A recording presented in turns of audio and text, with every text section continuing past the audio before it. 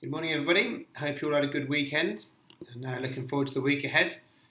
Over in Vietnam here, as those of you that live here will know, things are starting to wind down a little bit for the annual New Year's holidays, which, although I've not experienced one yet, I understand goes on for sort of almost 2 to 3 weeks. So due to that and business slowing down over here, I'm going to be based in Thailand for the next month whilst I work on opening an office. But of course, with the usual ways of contacting me through my various websites, email addresses, WhatsApp, or my Thai mobile number, I of course will be easily contactable. So, to the markets then. Second week in a row, we had most of the major indexes increasing. So two positive weeks from the bounce. We did see China fall 6.2% during the week.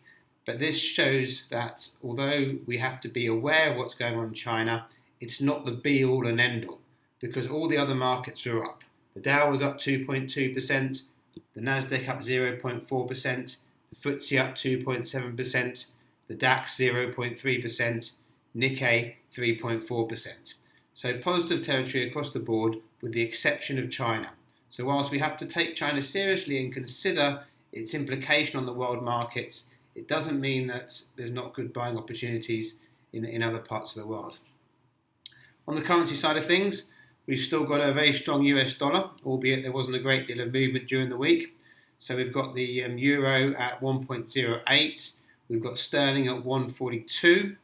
We did see the dollar increase against the Japanese yen by around about 2%. So it's now sat at 121 yen for your US dollar, and the Chinese yuan staying around the same, just under 6.6 Chinese yuan you'll get for $1 US.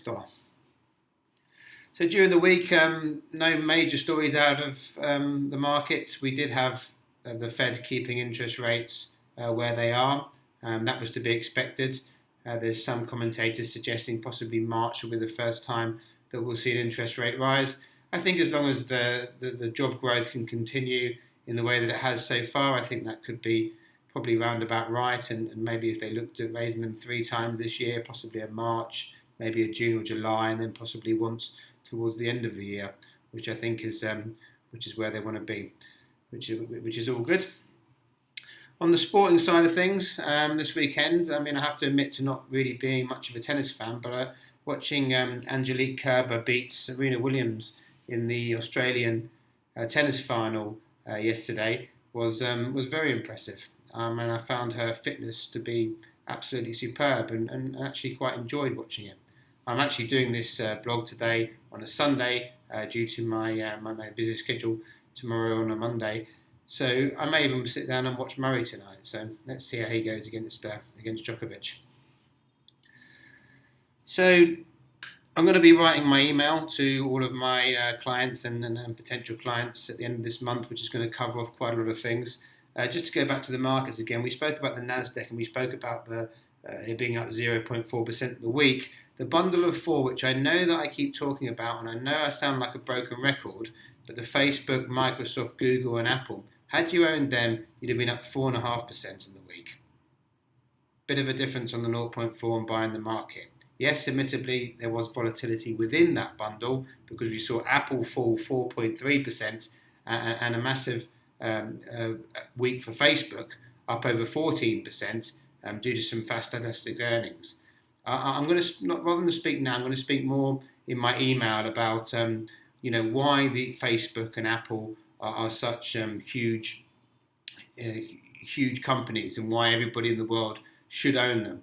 And if you look at this or look at it on my website, www.craigmcavini.com, all those of you that are on my mailing list will receive an email talking about that in more detail. So before we go, we'll leave you with a quote, and this time it's going to come from Peter Lynch, who was one of the most successful fund managers in the 70s and 80s, managing Fidelity and annualizing 29% a year. And one of his favourite comments was, know what you own and why you own it.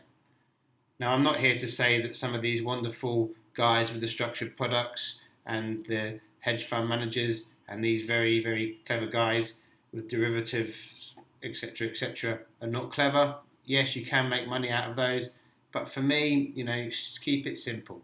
Keep it simple. Buying to companies which you understand what they do. You own shares in Johnson and Johnson. You know what it does. You know the products it owns. You own shares in Colgate. You brush your teeth every day. You go out and you have a drink. You own shares in Diageo. You know it owns Guinness. You know it owns vodka. You have a McDonald's. I know it sounds like I'm going on about the same thing, but this is my philosophy, and this is why I think if you invest in companies like this, you will see growth. Simple as. Okay, well, enjoy your week. Those of you in Vietnam may well be heading off for a little break or a holiday. Enjoy your holiday if you are. Whatever it is, whatever you need, get in touch. I'm easy to find. Cheers, bye.